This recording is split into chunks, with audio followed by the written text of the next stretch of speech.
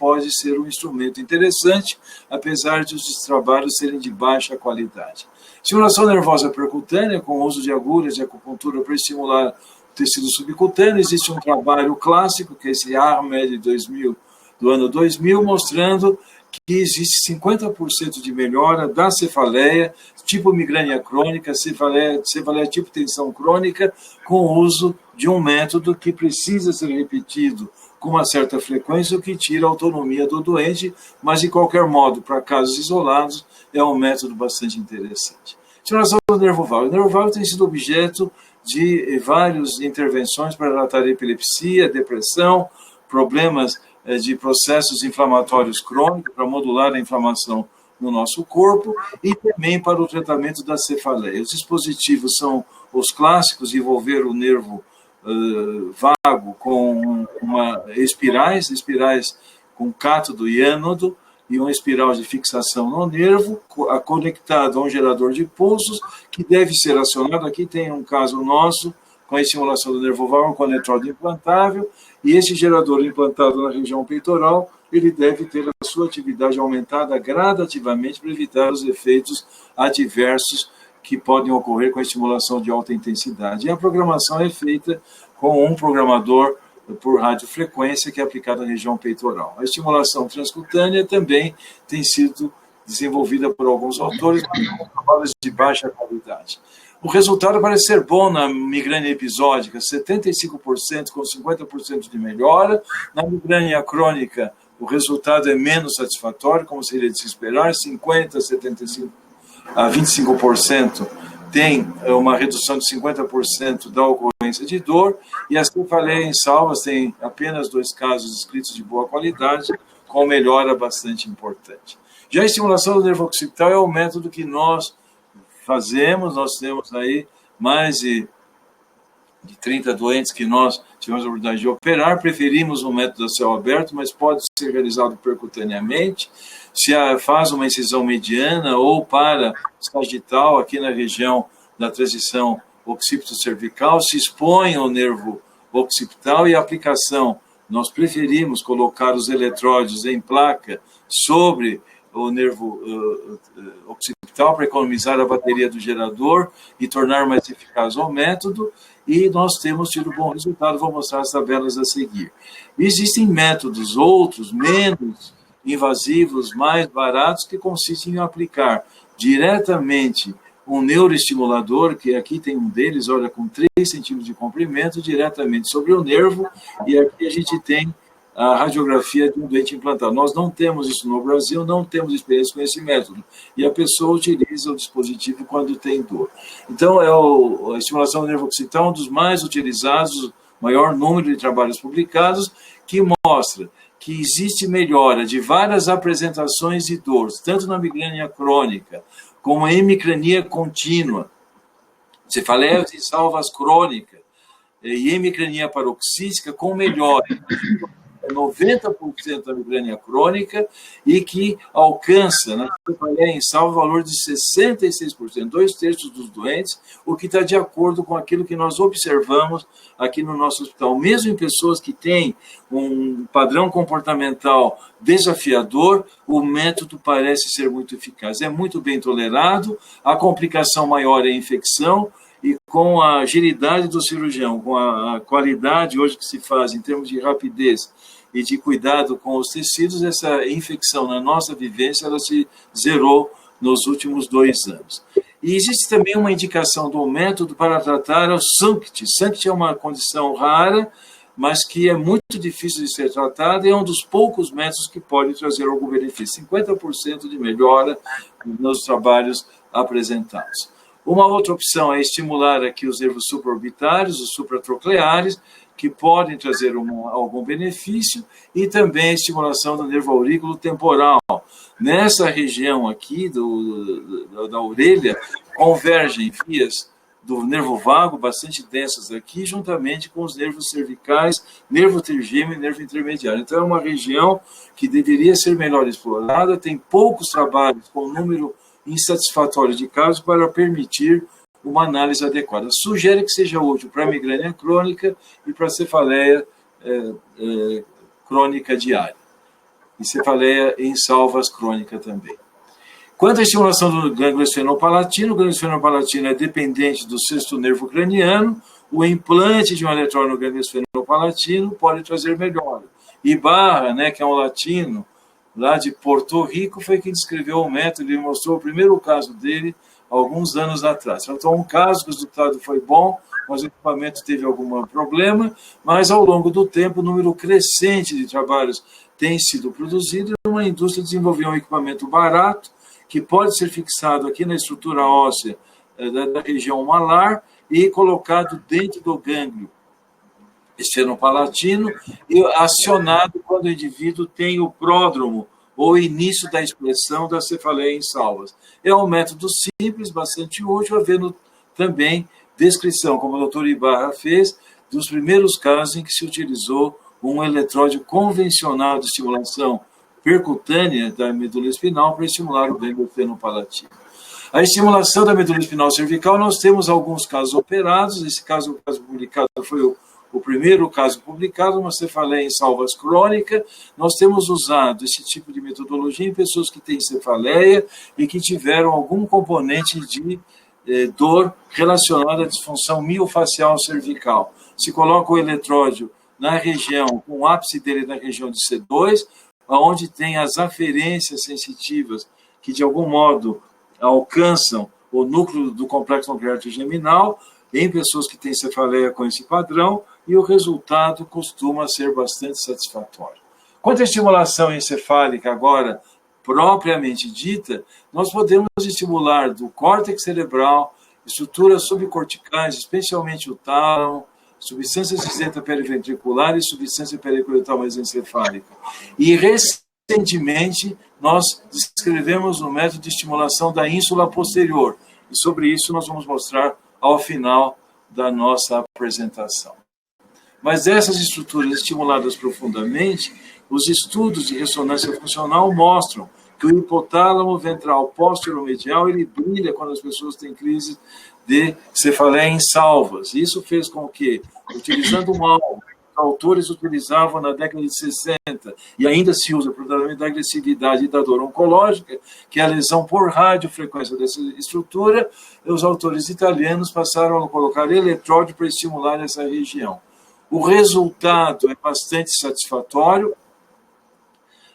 mostra com esse diapositivo variações de 23% a 100% de alívio completo da dor, com resultados bons, com poucos efeitos adversos, mas houve casos de morte relacionada ao sangramento com o procedimento. Isso desestimulou os autores a realizar o procedimento. Nós já nos candidatamos a fazer alguns desses procedimentos, mas ainda não fomos autorizados pela comissão de ética. De qualquer modo, é um método interessante para tratar cefaleia em salvas, seja ela a cefaleia crônica em salvas, seja a cefaleia episódica em salvas. E também um método interessante para tratar a hemicrania paroxística, o SANCT, que é aquela dor que tem características mistas entre neurologia do trigêmeo e cefaleia em salvas, e para o qual não existe muita alternativa terapêutica.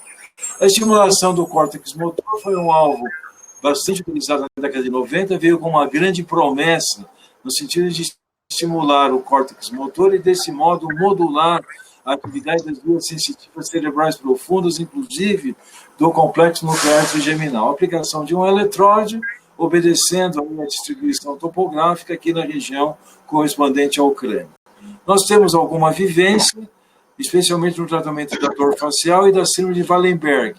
O método é interessante, os resultados iniciais são bastante interessantes, mas nos últimos anos a recidiva ela tem sido observada por nós e por outros autores, nós hoje indicamos com muito menos frequência do que no passado. De qualquer modo, com uma seleção boa de casos, usando a estimulação magnética transcraniana para selecionar o doente, seria talvez uma alternativa para casos especiais de dor facial. E a estimulação combinada de nervos occipitais com supraorbitários, ou seja, tanto as aferências trigeminais da região frontal e occipital, foi explorada por esse autor em 2010, por Reed, que mostrou que houve uma redução de 50% da gravidade em doentes com cefaleia em salvas do tipo crônica, e também com Franzini, que também trabalhou com a estimulação do hipotálamo ventral posterior-medial e do nervo vago concomitantemente.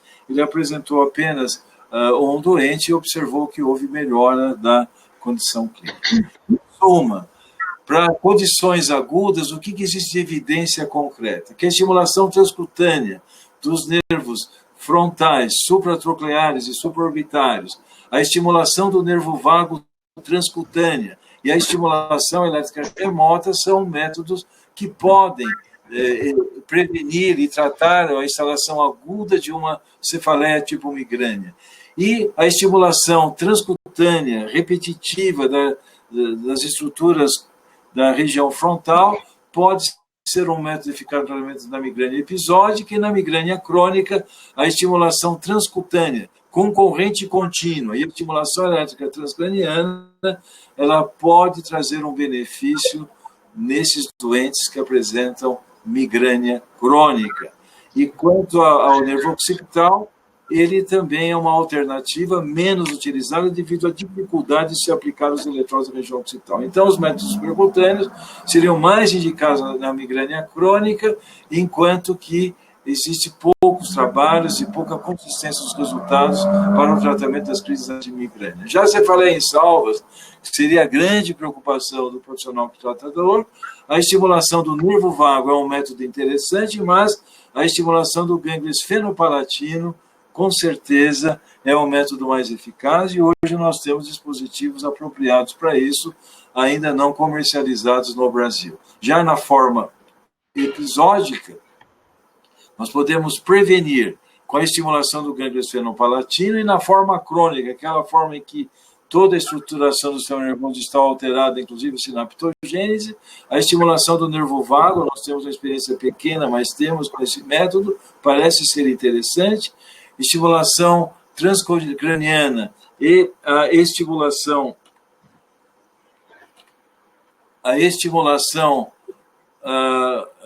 elétrica transcraniana e concorrente contínua, que são métodos não invasivos, pode ser útil, mas que de fato funciona a estimulação do hipotálamo, conforme eu mostrei anteriormente, a estimulação do nervo occipital, que nós temos preferido como método de modulação prolongada nesses doentes. A estimulação do gânglio esfenopalatino, nós temos alguma vivência com os sistemas convencionais, com esses eletrodos de aplicação local para abortar crise, nós não temos vivência, porque não há aprovação para ser usado em meu hospital.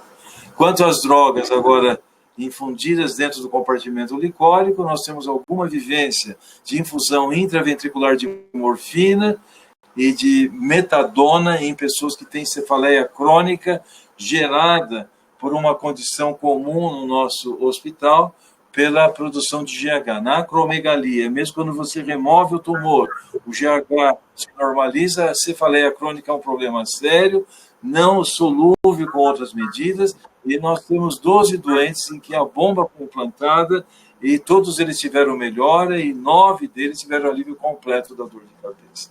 Então, a neuromodulação elétrica terapêutica é eficaz no tratamento das cefaleias, as várias modalidades têm indicações pontuais.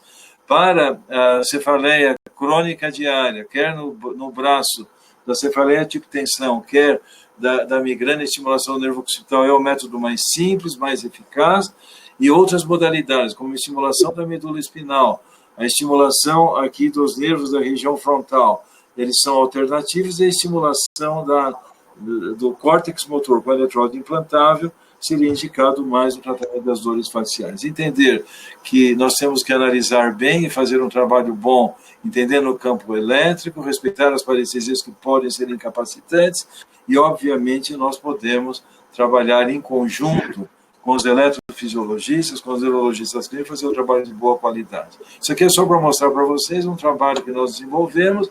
Nós sabemos que na ínsula posterior convergem as vias sensitivas relacionadas às vísceras, e especialmente aquilo que é responsável pela sensibilidade térmica. Em estudos feitos aqui na faculdade, mostrou que essa região, ela, quando estimulada com estimulação magnética transcraniana, proporciona analgesia satisfatória na dor neuropática. Então, doentes que têm dor facial por desaferentação, nos últimos anos nós temos implantado um eletrode, como aqui está representado, na região justaposta à ínsula posterior, e os resultados são bastante satisfatórios e nós temos publicação a respeito. Futuro são novos eletrodes, configuração diferente de eletrodes para estimulação cerebral profunda, estimulação de superfície, permitindo que haja aí um bom rendimento do nosso tratamento. Os geradores em alça, ou seja, o indivíduo tem algum tipo de alteração dentro do mecanismo de percepção de dor, isso pode ser feito de modo eletrofisiológico ou analisando as neurovegetativas que podem ser utilizadas, e no futuro o uso aí da fibra óptica, que talvez seja a fotomodulação, o método ideal de tratar essas condições. Era o que eu tinha a dizer, e vencer pela ciência é o que está escrito nesse diapositivo que representa o senhor da minha universidade. Muito obrigado. Parabéns, professor, pela excelente aula. Nós vamos agora, o professor Alexandre e o professor Manuel, em cima, vamos clicar na sala do professor Ricardo Valerro, onde vão todos os palestrantes, para que o professor Alexandre faça a sessão de discussão das perguntas. Aqui eu devo chamar a atenção. Em cima, o senhor vê em cima, tem 3 nomes. Tem o nome do senhor, o nome do professor Ricardo Valerro e o Felipe Peng. O senhor clica no Ricardo Valerro. Nós vamos entrar na sala dele. Que assim que acabar... Isso é que é o menu compartilhado? Deixa eu ver. Senhor? É que eu não tenho esses nomes aqui, esse é o problema. Em cima? Deixa eu perguntar aqui, só um minutinho, professor. Aqui tem Vambu, áudio, vídeo, participantes. Bem em cima no Vambu, bem em cima, Manuel Jacobsen, tem a sala, o nome do senhor. Depois Ricardo Valerro e Felipe Peng. E agora achou? Eu aperto aqui em cima. Ricardo Valerro, a gente vai falar.